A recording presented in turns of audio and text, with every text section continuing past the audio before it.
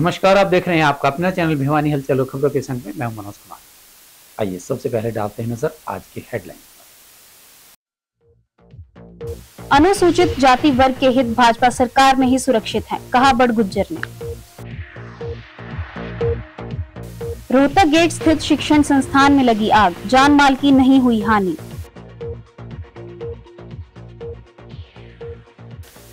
NSUI ने HU के कुलपति का फूका पुतला, जताया रोष। मुसलमानों पर हो रहे अत्याचार के खिलाफ विभिन्न संगठनों ने प्रदर्शन कर सौंपा मांग पत्र। लोकल फॉर वोकल अपनाकर प्रत्येक वस्तु में स्वदेशी अपनाएं, कहा वीसी दीप्ति धर्मानी ने। लोगों को सेहत को प्राथमिकता देते हुए नियमित जांच करानी चाहिए, कहा डॉक्टर सुभाष जांगड़ा ने। रेड क्रॉस द्वारा आयोजित रक्तदान शिविर में 74 युवाओं ने किया रक्तदान। और अब खबरें विस्तार से। हरियाणा अनुसूचित आयोग के तत्वावधान में पंचायत भवन में हमारा संविधान हमारा स्वाभिमान कार्यक्रम का आयोजन किया गया, जिसमें अनुसूचित जाति आयोग के उपाध्यक्ष विजेंद्र बड़गुज्जर और केंद्रीय ऊर्जा मंत्री मनोहर लाल के chief media coordinator Sudesh Kataria मुख्य रूप से शामिल हुए। उन्होंने नागरिकों की समस्याएं सुनी और उनके समाधान का आश्वासन भी दिया। वहीं अनुसूचित जाति आयोग के उपाध्यक्ष बड़गुज्जर ने कहा कि भारतीय संविधान में हमें समान रूप से दर्जा मिला है, जो कि बाबा साहेब डॉक्टर भीमराव अंबेडकर की देन है। उन्होंने कहा कि एससी वर्ग के हितों की रक्षा के लिए ही भाजपा सरकार ने हरियाणा में अनुसूचित जाति आयोग का गठन किया है। यह एक तरह से भारतीय संविधान का सम्मान है। हमारा संविधान हमारा स्वाभिमान कार्यक्रम में कटारिया ने कहा कि भारतीय संविधान में अधिकारों की रक्षा को लेकर किए गए प्रावधान के अनुरूप ही केंद्र और प्रदेश सरकार एससी वर्ग के हितों के लिए कल्याणकारी योजनाएं लागू कर रही है। उन्होंने कहा कि पूर्व मुख्यमंत्री एवं वर्तमान में केंद्रीय ऊर्जा मंत्री मनोहर लाल ने हरियाणा प्रदेश में बिना खर्ची और बिना पर्ची के पारदर्शित और योग्यता के आधार पर युवाओं को नौकरी देकर एक व्यवस्था बदलने का काम किया। इससे युवाओं में एक नया जोश और एक नई सोच पैदा हुई है। संत मंगलानंद ने अपने संबोधन के माध्यम से युवाओं को नशे की प्रवृत्ति से बचाने का आह्वान किया। जिसको छोटी काशी कहा जाता है, मेरा सौभाग्य है कि छोटी काशी में मुझे आने का सौभाग्य मिला और अपने समाज के लोगों से रूबरू होने का मौका मिला। पूरे हरियाणा प्रदेश में हमारे संविधान सम्मान समारोह के रूप में ये आयोजन हो रहे हैं, जिसकी शुरुआत कुरुक्षेत्र से हुई थी। इसकी शुरुआत जब पहला कार्यक्रम हुआ तो पहले कार्यक्रम में मुख्य अतिथि के रूप में हरियाणा प्रदेश के पूर्व मुख्यमंत्री, राजनीतिक संत और हाल में केंद्रीय मंत्री मनोहर लाल जी और देश के कानून मंत्री अर्जुन मेघवाल जी से मुख्य अतिथि के रूप में शिरकत की थी। इसी कड़ी में दूसरा कार्यक्रम बड़ा नीलोखेड़ी में हुआ, करनाल लोकसभा क्षेत्र में। वहां पर मुख्य अतिथि के रूप में केंद्रीय मंत्री मनोहर लाल जी ने शिरकत की और हम सब लोग समाज के लोगों ने इकट्ठा होकर संविधान के सम्मान में यह आयोजन किया। ये संविधान सम्मान समारोह पूरे हरियाणा प्रदेश में चल रहे हैं। उसके बाद यमुनानगर, अंबाला, कैथल, जींद, उसके बाद ये भिवानी का नंबर है। तो संविधान के सम्मान में एक आयोजन किया जा रहा है। इस संविधान का सम्मान किसने किया, संविधान का अपमान किसने किया, आखिरी पंक्ति में खड़े आखिरी व्यक्ति को इस बात की जानकारी भी होनी चाहिए। अगर चुनाव के समय हम ये काम करते तो लोगों को लगता कि ये तो राजनीति कर रहे हैं, लेकिन आज 100 कोस भी चुनाव नहीं है। आज ना जिला परिषद के चुनाव है, ना नगर निगम के चुनाव है, ना विधानसभा के चुनाव है, ना लोकसभा के चुनाव है। ये इस बात को दर्शाता है कि सही मायने में हम सामाजिक संगठन इकट्ठे मिलकर ये संविधान सम्मान समारोह कर रहे हैं। सब लोगों को पता होना चाहिए कि संविधान के सम्मान में किसने काम किया, किस नेता ने काम किया, किस पार्टी ने काम किया। मैं थोड़ा सा इतिहास में जाना चाहता हूँ। 1952 में संविधान निर्माता डॉक्टर भीमराव अंबेडकर जी ने जब उन्हें कैबिनेट से इस्तीफा दिया और दोबारा चुनाव लड़ा उपचुनाव के रूप में, तो जब बाबा साहब डॉक्टर भीमराव अंबेडकर जी ने चुनाव में खड़े हुए तो बुरी तरीके से कांग्रेस पार्टी ने और तत्कालीन प्रधानमंत्री जवाहरलाल नेहरू जी ने षड्यंत्र के तहत उनको बुरी तरीके से हरवाने का काम किया, जमानत जब्त करवाने का काम किया। जिन लोगों ने संविधान निर्माता डॉक्टर भीमराव अंबेडकर जी को नहीं छोड़ा हो, वो संविधान की बात आज करते फिर रहे हैं। रोहतक गेट पर स्थित शिक्षण संस्थान में शॉर्ट सर्किट की वजह से आग लग गई। धुआं उठते देखकर लोगों ने फायर ब्रिगेड व पुलिस को फोन किया, जिसके बाद फायर ब्रिगेड की 2 गाड़ियां मौके पर पहुंची और उन्होंने आग पर काबू पा लिया। गनीमत रही कि शिक्षण संस्थान में उस समय कोई बच्चा या अध्यापक उपस्थित नहीं था। जिसके चलते बड़ी दुर्घटना होने से टल गई। फायर ब्रिगेड अधिकारी भूपेंद्र सिंह ने बताया कि उन्हें सूचना मिली थी कि रोहतक गेट पर एक शिक्षण संस्थान में आग लगने से धुआं उठ रहा है, जिसके बाद वे तुरंत घटनास्थल पर 2 फायर ब्रिगेड की गाड़ियों सहित पहुंचे तथा आग बुझाने का कार्य शुरू कर दिया। उन्होंने बताया कि यह आग द्वितीय मंजिल पर शॉर्ट सर्किट के चलते वहां रखे मेज व कार्डबोर्ड में लगी थी, जिसे फायर ब्रिगेड के अधिकारियों की मेहनत के बाद बुझा दिया गया। उन्होंने बताया कि इस घटना के समय शिक्षण संस्थान में कोई भी विद्यार्थी उपस्थित नहीं था। आग पर पूर्णतया काबू पा लिया है। उन्होंने बताया कि इस घटना में कोई बड़ा आर्थिक नुकसान नहीं हुआ, क्योंकि समय रहते आग को बुझा लिया गया। मेरा नाम भूपेंद्र सिंह है, मैं फायर ऑपरेटर के पद पे कार्यरत हूँ। डायल 112 के द्वारा 7:46 पे हमें सूचना मिली कि रोहतक गेट पे स्थित आकाश इंस्टीट्यूट में फायर कॉल हुई है। तो हमने 7:47 पे 1 मिनट के अंदर 2 गाड़ियों का टर्नआउट कर दिया। स्टाफ ने पहुंचते ही मौके पर आग पर काबू पाना शुरू किया। आग के कारणों का अभी तक कोई पता नहीं चला है, लेकिन मालिक के बताए अनुसार आग शॉर्ट सर्किट के कारण लगी है। और आग लगी उस टाइम पे कोई भी स्टूडेंट्स वगैरह वहाँ पे नहीं थे, क्योंकि क्लास वगैरह शुरू नहीं हुई थी। और सेकंड फ्लोर पे आग प्लाई के बोर्ड वगैरह जो मेज वगैरह थे उनमें लगी थी। अभी आग पे काबू पाए जाने के बाद में आग के कारणों का पता लगेगा और आग में कितना नुकसान हुआ इसका भी अभी तक कोई अंदाजा नहीं लगाया जा सकता। आग पर काबू पाए जाने के बाद ही इसका पता लगेगा। एचएयू में छात्रों पर हुए लाठीचार्ज के विरोध में एनएसयूआई द्वारा भिवानी के चौधरी बंसीलाल विश्वविद्यालय के सामने प्रदर्शन किया गया और पुतला फूंका गया। एनएसयूआई के जिला अध्यक्ष मंजीत लांग्यान ने कहा कि प्रदेश भर में वर्तमान सरकार छात्रों को मानसिक और शारीरिक चोट देने का काम कर रही है। हरियाणा एग्रीकल्चर यूनिवर्सिटी में भी कुलपति ऑफिस के सामने छात्रों पर लाठीचार्ज करना ओछी मानसिकता का परिचय है। उन्होंने कहा कि अगर समय रहते दोषियों पर कड़ी कार्यवाही सरकार द्वारा नहीं की जाती है तो एनएसयूआई प्रदेश भर में धरना प्रदर्शन करेगी। एनएसयूआई के जिला अध्यक्ष मंजीत लांग्यान ने कहा कि लाठीचार्ज के मामले में एचएयू के रजिस्ट्रार सहित 8 लोगों के खिलाफ मुकदमा दर्ज किया गया, लेकिन अभी तक उनकी गिरफ्तारी नहीं हुई। लांग्यान ने कहा कि छात्रों की आवाज को दबाना लोकतंत्र में स्वीकार्य नहीं है। उन्होंने कहा कि प्रदेश भर में वर्तमान सरकार छात्रों को मानसिक और शारीरिक चोट देने का काम कर रही है। छात्रों पर लाठीचार्ज कर एचएयू प्रशासन ने अपनी ओछी मानसिकता का परिचय दिया है, जो कि सीधे तौर पर सरकार के इशारे पर काम कर रही है। एनएसयूआई ने मांग की कि लाठीचार्ज के दोषी अधिकारियों और सुरक्षा कर्मियों को तुरंत निलंबित कर उनके खिलाफ एफआईआर दर्ज की जाए। उन्होंने चेतावनी दी कि अगर जल्द ही कार्रवाई नहीं की गई तो आंदोलन को प्रदेश व्यापी रूप दिया जाएगा। सबसे पहले तो मैं जो अभिमान हादसा हो उसको मैं उनको सबको श्रद्धांजलि देता हूँ, उनको नमन करता हूँ। और आज हमने एचएयू के विश्व हरियाणा सरकार का पुतला फूंका है, क्योंकि जैसे एचएयू प्रशासन ने बच्चों पर लाठीचार्ज किया वह बहुत ही शर्मनाक घटना है। वह एक शिक्षक है, ना कि यूनिवर्सिटी के भक्षक है।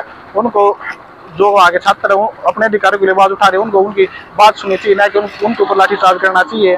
और अब तक आज 5 से ज्यादा दिन हो चुके हैं हरियाणा सरकार ने जो एचएयू का प्रशासन पर कोई भी कार्रवाई नहीं की है। इसका मतलब तो यह सीधा संकेत है कि हरियाणा सरकार और विश्व एक साथ है, वह एक साथ बैठकर चाय पीते हैं। अगर हरियाणा सरकार अगर बच्चों के साथ होती तो वह उन पर कार्रवाई कर सकती थी और उनको वहाँ का जो प्रशासन है जो इस घटना के अंदर शामिल है उनको पर कार्रवाई कर उनको निलंबित कर सकती थी। गार्ड द्वारा मारपीट की गई है और वहाँ का एक लेक्चरर है उसने एक विद्यार्थी के ऊपर लाठी मारी है और जो बाकी अन्य जो सिक्योरिटी गार्ड उन्होंने भी वहाँ विद्यार्थी से मारपीट की है। तो बात करें यूनिवर्सिटी प्रशासन, इसलिए नहीं गया क्योंकि मैंने हाल ही में सोशल मीडिया पर देखा कि जो वहाँ का एचएयू का वो कुलपति है वह हरियाणा सरकार जो बीजेपी की सरकार है उनके साथ अच्छा तालमेल रखता है, वह आरएसएस का भी कार्य करता है, इसलिए उसके ऊपर कोई कार्रवाई नहीं हो रही है। सांप्रदायिकता के नाम पर देश भर में मुसलमानों की मॉब लिंचिंग कर हत्याएं करने, मुसलमानों के मस्जिदों, मदरसों, दुकानों, मकानों, ईदगाहों और बस्तियों को बुलडोजर से उजाड़ने और केंद्र सरकार द्वारा वक्फ कानून में संविधान के मूल सिद्धांतों के खिलाफ जाकर किए गए संशोधनों को रद्द करवाने की मांग को लेकर राष्ट्रीय मुस्लिम मोर्चा और भारत मुक्ति मोर्चा ने शनिवार को शहर में प्रदर्शन कर उपायुक्त के माध्यम से राष्ट्रपति के नाम मांग पत्र सौंपा। भारत मुक्ति मोर्चा के प्रदेश उपाध्यक्ष रमेश दहिया ने कहा कि केंद्र सरकार द्वारा संसद के अंदर संविधान के मूल सिद्धांतों को दरकिनार कर कानूनों को बनाया जाना देश के लोकतंत्र और संविधान के लिए खतरा है। भारत मुक्ति मोर्चा के प्रदेश उपाध्यक्ष रमेश दहिया ने कहा कि आरएसएस व भाजपा अपने विभिन्न संगठनों के दम पर देश में नफरत का बीज बोने का काम कर रही है। जिसके चलते लोगों का आपसी भाईचारा खत्म हो रहा है। ऐसे में सरकार को चाहिए कि मुसलमानों के प्रति हिंसा का भाव रखने वाले अपराधियों पर कार्रवाई करे तथा ऐसे संगठनों को तत्काल प्रभाव से बैन करने एवं संविधान के मूल सिद्धांतों के खिलाफ जाकर बनाए जाने वाले कानूनों को रद्द करने हेतु कार्य करे, ताकि ऐसी घटनाओं की पुनरावृत्ति न हो।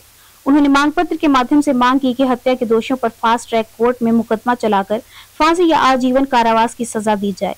जिन निर्दोष व्यक्तियों की हत्याएं की गई उनके आश्रितों को मुआवजा के तौर पर 1-1 करोड़ रुपए दिया जाए। जिन परिवारों को गैर कानूनी तौर पर बेघर किया गया है उन परिवारों को जमीन आवंटित करवाई जाए। इस्लाम धर्म से जुड़ी समस्त धार्मिक धरोहरों एवं धर्म ग्रंथों को संरक्षण प्रदान किया जाए। आज का जो प्रदर्शन है वो पूरे देश भर के अंदर भारत मुक्ति मोर्चा के राष्ट्रीय माननीय वामन मेश्राम साहब के नेतृत्व में और राष्ट्रीय मुस्लिम मोर्चा के राष्ट्रीय माननीय चांद मोहम्मद जी के नेतृत्व में पूरे देश भर के सभी जिला हेडक्वार्टर पर दिया गया है। और आज जो ये पूरे देश भर के अंदर सांप्रदायिक दंगे आरएसएस बीजेपी की सरकार करवाने का काम कर रही है, उन सांप्रदायिक दंगों को रोकने के लिए किया गया है।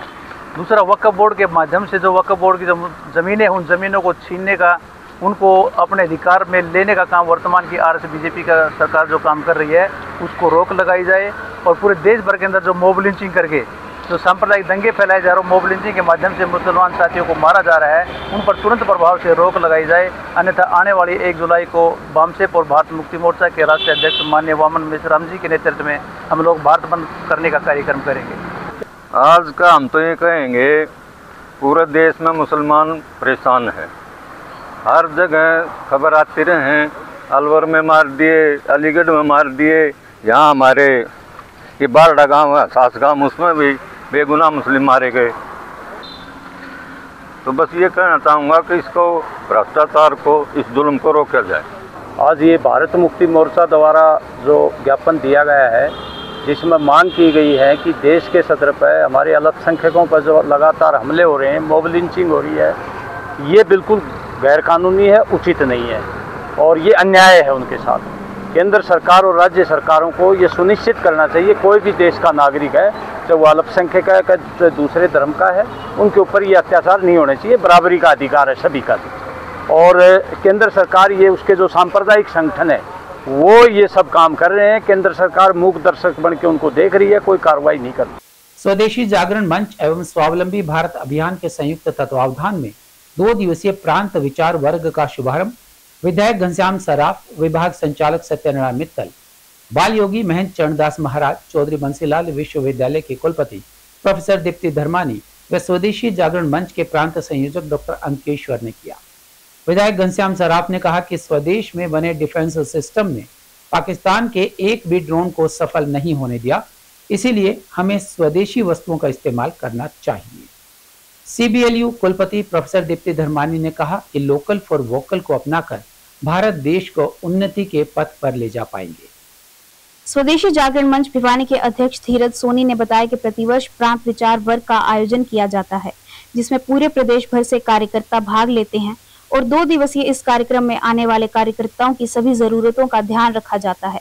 प्रथम सत्र आए हुए कार्यकर्ताओं का परिचय होने के साथ साथ स्वदेशी जागरण मंच द्वारा प्रत्येक जिले में करवाए जाने वाले कार्यों की प्रस्तुति स्क्रीन पर डिस्प्ले करके दिखाई गई।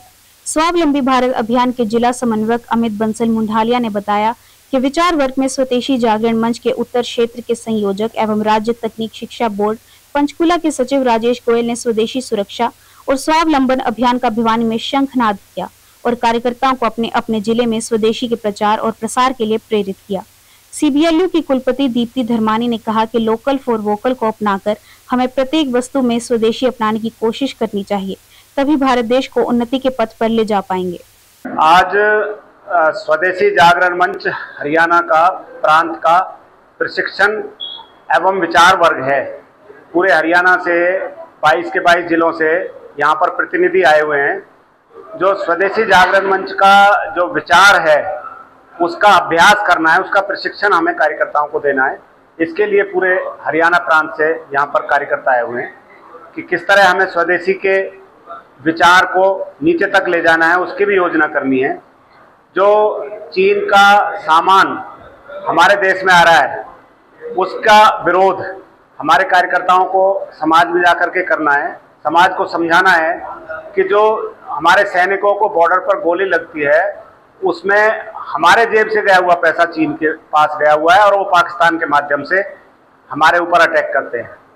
अमेरिका हमारा बहुत बड़ा दुश्मन है, तो अमेरिका के व्यापार का भी हमें यहाँ पर विरोध करना चाहिए। अमेजन, फ्लिपकार्ट ऐसी कंपनियां हैं जो हमारे छोटे व्यापारियों का धंधा खा रही हैं और विदेशी सामान को यहाँ पर खपाती हैं।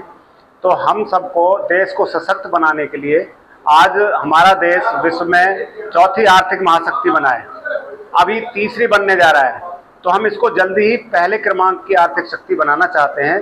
तो इसके लिए विदेशी वस्तुओं का बहिष्कार और स्वदेशी वस्तुओं को हमें अपनाना होगा, जिससे कि हमारा स्वावलंबन हो, हमारे उद्यमी खड़े हों, हमारे युवाओं को रोजगार मिले और हमारे देश का पैसा हमारे देश में रहे। जो केवल टेक्नोलॉजी की चीज़ें हैं जो आवश्यक हैं वही केवल विदेशों से आए।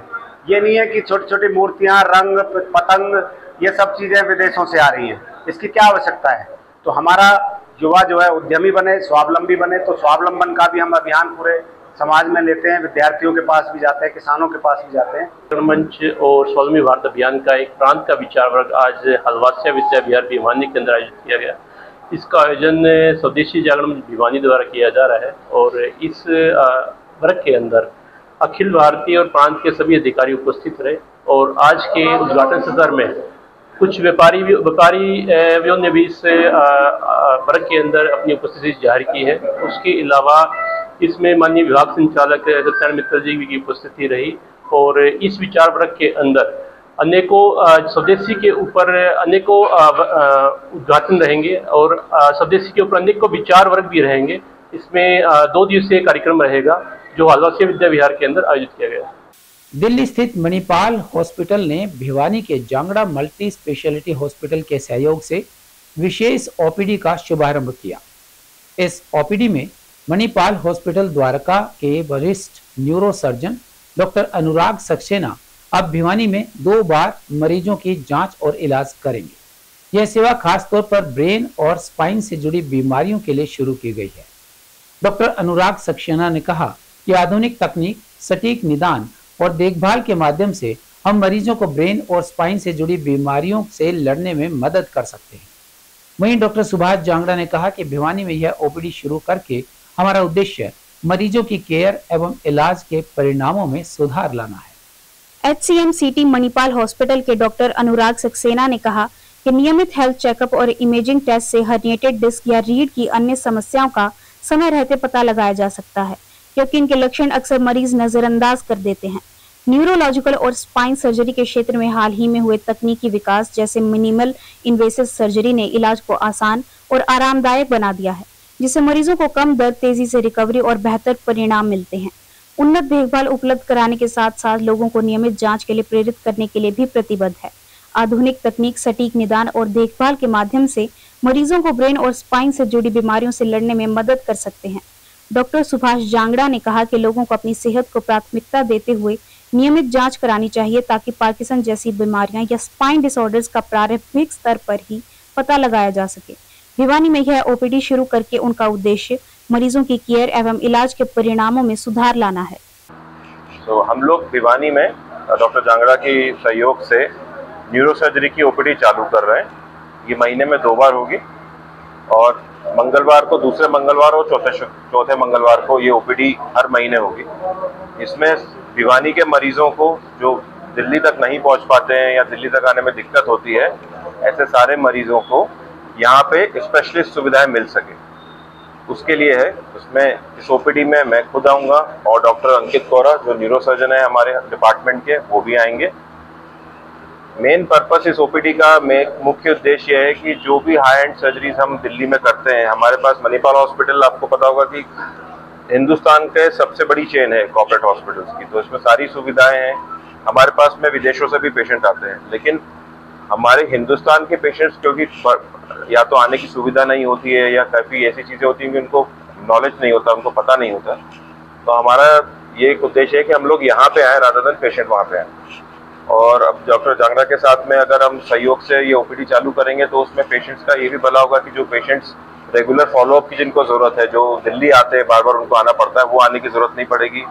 कुछ पेशेंट्स हैं जिनको एडवांस सर्जरीज की ज़रूरत है, हम सर्जरीज करके वापस उनको यहाँ भेज सकते हैं, उनका यहाँ इलाज हो सकता है और हम उनको रेगुलर बेसिस पे आके देखेंगे। तो महीने में 2 बार स्पेशलिस्ट डॉक्टर अवेलेबल रहेंगे यहाँ पे न्यूरोसर्जरी के।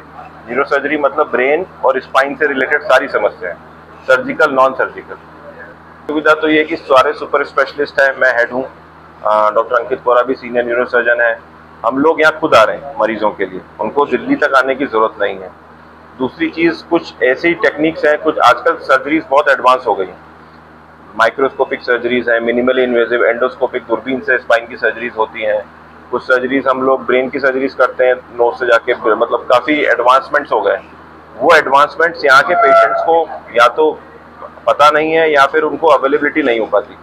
दूसरी चीज़ है कि वो दिल्ली आते हैं, एक अस्पताल 2 अस्पताल घूमने में पूरा दिन खत्म हो जाता है, तो उनको सारी की सारी सुविधाएं, स्पेशलिस्ट सुविधाएं यहाँ मिल सकती हैं। जो पेशेंट्स यहाँ से सर्जरी के लिए जाएंगे उनको मणिपाल हॉस्पिटल्स की तरफ से आने जाने का कन्वेंस वगैरह डॉक्टर नरेंद्र जी आपको बताएंगे, एम्बुलेंस सर्विसेज प्रोवाइड की जाएंगी। उनको 24/7 केयर, हमेशा एक रेगुलर केयर मिलती रहेगी ऐसे मरीजों को। ब्रेन के मरीज हैं, स्पेशली ऐसे मरीज हैं जिनको तुरंत कुछ इमीडिएटली ज़रूरत है सर्जरी की, जो रुक सकते हैं 1-2 घंटे, हम तुरंत दिल्ली में एम्बुलेंस सर्विसेज के थ्रू पहुँचा सकते हैं, तो एक वो सुविधा भी रहेगी। तो ऐसे पेशेंट्स हैं जिनकी जान को खतरा है और उनको इमीडिएटली 1 दिन के अंदर सर्जरी की जरूरत है, ऐसे पेशेंट्स को भी हम कैटर कर सकते हैं। तो सुभाष जांगड़ा, डायरेक्टर जांगड़ा हॉस्पिटल, आज हमने ये मणिपाल हॉस्पिटल की तरफ से एक कैंप का आयोजन किया और हमारा उद्देश्य ये, डॉक्टर अनुराग जी हैं और डॉक्टर अंकित जी हैं, हमारा उद्देश्य ये है कि जो ब्रेन के और स्पाइन के जो पेशेंट हमारे पास यहाँ आते हैं या भिवानी शहर में आते हैं, तो हमारे पास स्पाइन सर्जन और न्यूरो सर्जन की फैसिलिटी अवेलेबल नहीं हो पाती है, जिसकी वजह से वो एक पेशेंट ऑर्थोपेडिस्ट के पास घूमते रहते हैं। कभी खिंचाव लगा लिया, कभी उन्होंने दवाइयाँ ले ली, उससे क्या होता है कि जो स्पाइन की सर्जरी की पॉसिबिलिटी होती है वो कम हो जाती है।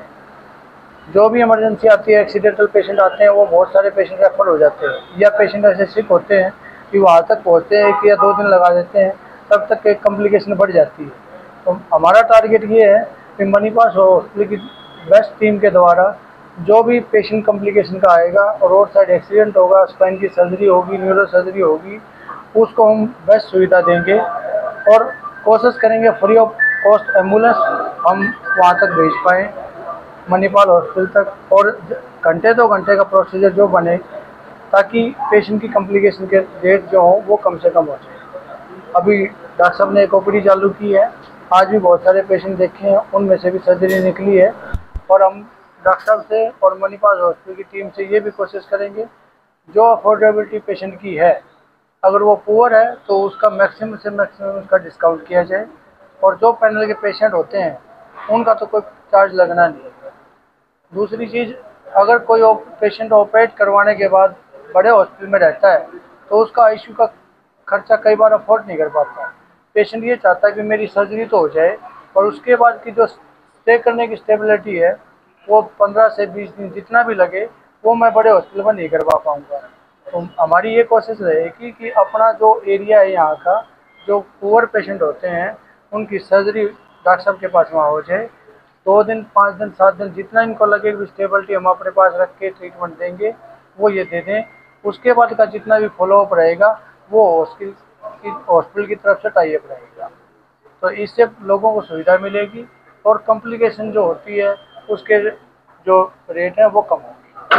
हमारा टारगेट यही है कि आगे के लिए ओपीडी, और धीरे धीरे अगर ये स्टेबिलिटी बनती है तो इसके बावजूद भी हम ओपीडी जो अभी महीने में 2 बार हम करने लग रहे हैं, उसको हर हफ्ते भी हमारी कोशिश रहेगी कि हर हफ्ते भी उसको चालू कर पाए, और पेशेंट जो भी लगे कॉम्प्लिकेशन का, जो एक्सीडेंट का, और आप लोगों के सहयोग से जो भी बेस्ट सुविधा हम दे पाएँ, मणिपाल हॉस्पिटल की टीम के साथ मिलके और जांगड़ा हॉस्पिटल की टीम के साथ मिलके लोगों का सहयोग कर पाए।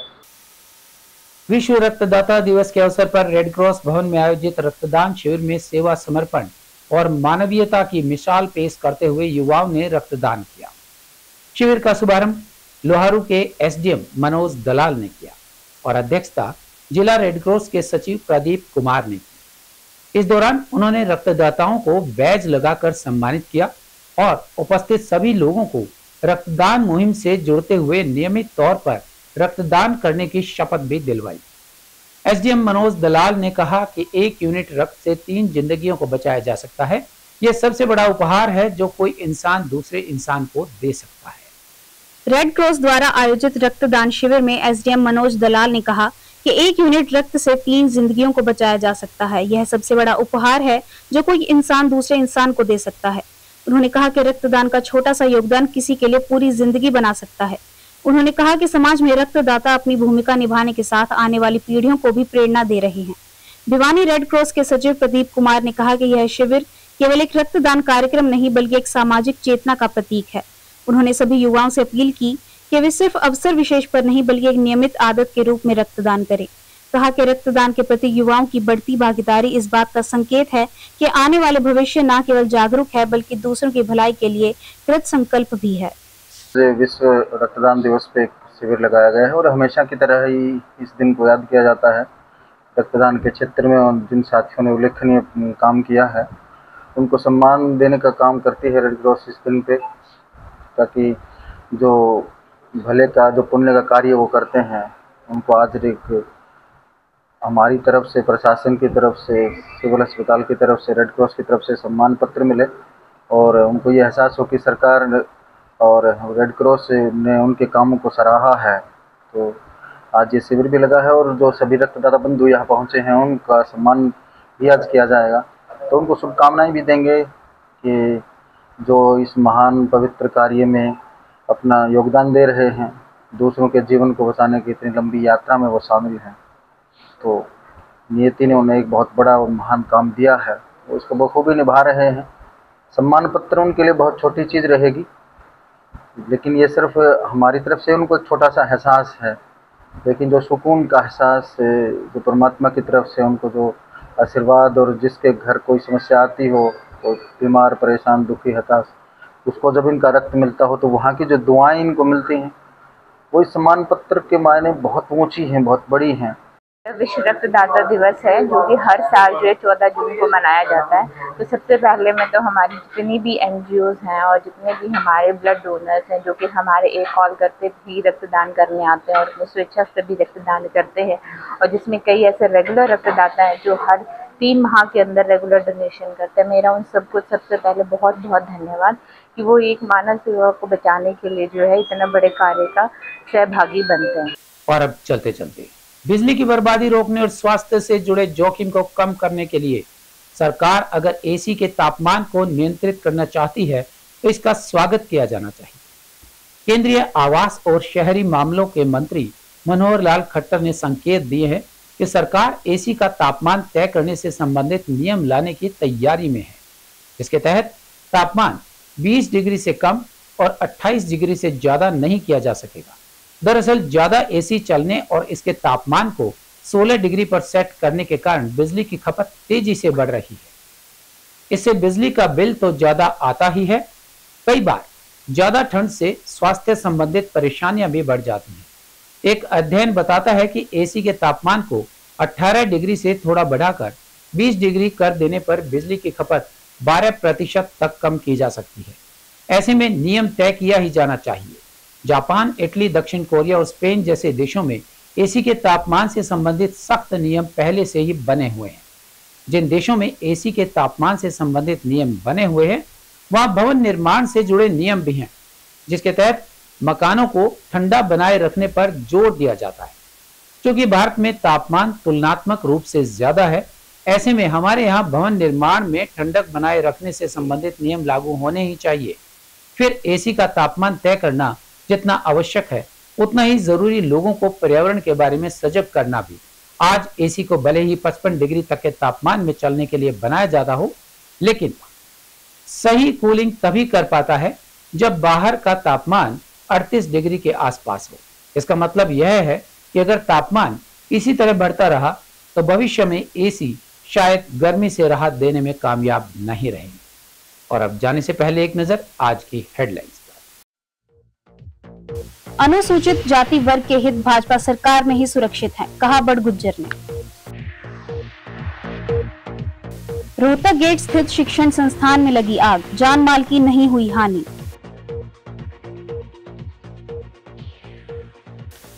NSUI ने HIU के कुलपति का फूका पुतला, जताया रोष। मुसलमानों पर हो रहे अत्याचार के खिलाफ विभिन्न संगठनों ने प्रदर्शन कर सौंपा मांग पत्र। लोकल फॉर वोकल अपनाकर प्रत्येक वस्तु में स्वदेशी अपनाएं, कहा वीसी दीप्ति धर्मानी ने। लोगों को सेहत को प्राथमिकता देते हुए नियमित जांच करानी चाहिए, कहा डॉक्टर सुभाष जांगड़ा ने। रेड क्रॉस द्वारा आयोजित रक्तदान शिविर में 74 युवाओं ने किया रक्तदान। हमारे आज के अंक में बस इतना ही। अगले अंक के लिए देखते रहिएगा आपका अपना चैनल भिवानी हलचल।